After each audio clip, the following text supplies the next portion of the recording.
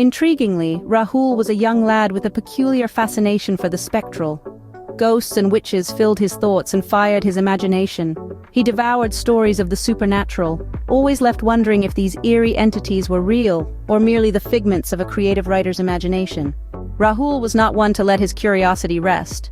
He devised a daring plan, a nocturnal expedition into the local cemetery. His friend, while supportive, couldn't muster the courage to join him inside the graveyard's daunting gates, agreeing only to keep vigil from the outside. Night fell, and Rahul ventured into the cemetery. His friend stationed outside periodically checked on his brave comrade. Several hours into the night, Rahul's friend, battling fatigue, called out to him. Rahul, however, was resolute. He was determined to spend the entire night in the cemetery, hoping to encounter a witch. As his friend surrendered to sleep, Rahul continued his solitary vigil.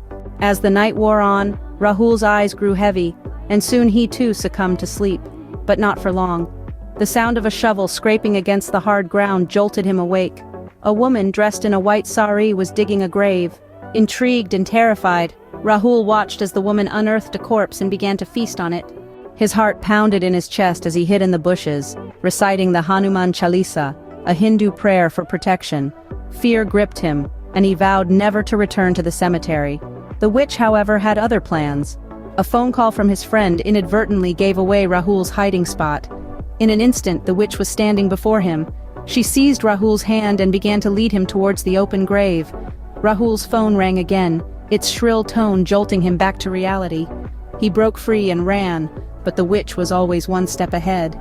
His screams echoed through the cemetery, reaching his friend who rushed in. His friend found Rahul in a state of panic. The two of them sprinted out of the cemetery, leaving behind the terrifying encounter. Rahul's curiosity had led him to a chilling experience.